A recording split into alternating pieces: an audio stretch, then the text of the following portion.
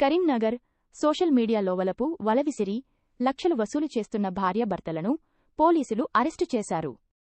Instagram ద్వారా పరిచయమైన వారితో లైంగిక సంబంధాలు పెట్టుకుని ఆ దృశ్యాలను రహస్యంగా రికార్డ్ చేసి నిందితులు బ్లాక్మెయిల్కు పాల్పడుతున్నారు.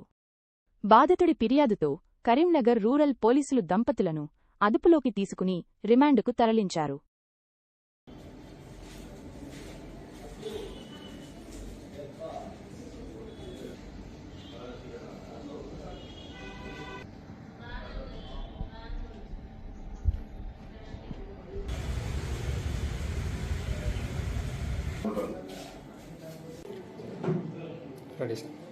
గత కొన్ని సంవత్సరాల నుండి మంచిర్యాల జిల్లాకు చెందిన ఇద్దరు భార్యాభర్తలు కరీంనగర్లోని ఆరపల్లి వద్ద ప్రైవేటుగా ఇల్లు అద్దెకు తీసుకొని మాల్బూర్ బిజినెస్ చేసి తర్వాత ఇంటర్నల్ డిజైనింగ్ వర్క్ చేసి వారు నష్టపోయినందున వారు సులభంగా డబ్బులు సంపాదించాలనే ఉద్దేశంతో వారి వద్ద ఉన్న ఫోన్లలో ఇన్స్టాగ్రామ్లు చూసి అట్టి ఇన్స్టాగ్రామ్లలో భార్యాభర్తలు కలిసి నగ్నంగా ఉన్న ఫోటోలను మరియు ఆమె నగ్నంగా ఉన్న వీడియోలను తీసి ఇన్స్టాగ్రామ్లో పోస్ట్ చేయగా అట్టి పోస్టులను చూసి చాలామంది యువకులు వ్యాపారస్తులు అట్టి వాటిని చూసుకుంటూ ఆమెను ఫాలో అవుతూ ఆమెకు మెసేజ్లు చేస్తూ ఆమె నంబర్ను తీసుకొని ఆమెను సెక్స్లో పాల్గొనాలని చెప్పి అడగగా ఆమె దానికి సరేనని ఒప్పుకొని తన ఇంటికి దాదాపు సుమారు 100 మంది వరకు పిలిపించుకొని వారితో నగ్నంగా సెక్స్లో పాల్గొంటూ అట్టి సెక్స్లో పాల్గొన్నట్టున్నటువంటి వీడియోలను తన భర్త తన ఫోన్ ద్వారా వీడియో తీసి అట్టి వీడియోలను ఫోన్లలో బంధించి వారు రమ్మన్నప్పుడల్లా రాకపోయిన ఎడల వారికి అట్టి వీడియోలను చూపిస్తూ బయట జనాలకు వైరల్ చేస్తామని లేదా మీ బంధువులకు ఇటు వీడియోలను చూపిస్తామని బ్లాక్మెయిల్ చేస్తూ వారి వద్ద డబ్బులు గుంజుతూ చాలా డబ్బులు సంపాదించి ఒక ఫ్లాటు మరియు ఒక కార్ను కూడా కొనుక్కొని జల్సాలు చేస్తుండగా అందులో ఒక వ్యక్తి వారితో బాగా చనువుగా ఉండి గత సంవత్సరం నుండి దాదాపు 12 లక్షల వరకు రూపాయలు అతనికి భార్యాభర్తలు ఇద్దరికి ఇచ్చి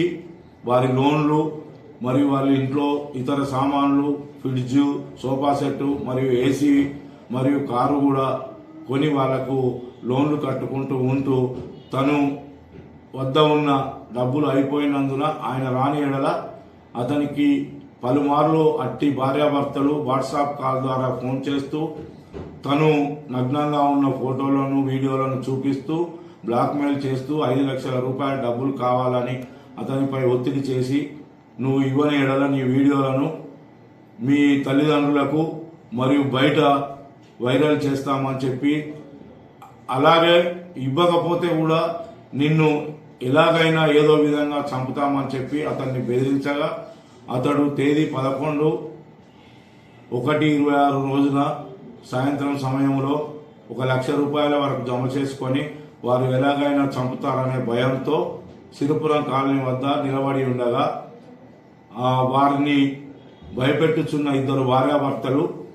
తన కారులో వచ్చి అతని వద్ద 1 లక్ష రూపాయలు తీసుకొని మిగతా 4 లక్షల రూపాయలు 2 రోజుల్లో ఇవ్వకపోతే నిన్ను ఎలాగైనా చంపుతామని చెప్పి బెదిరించి వెళ్ళగా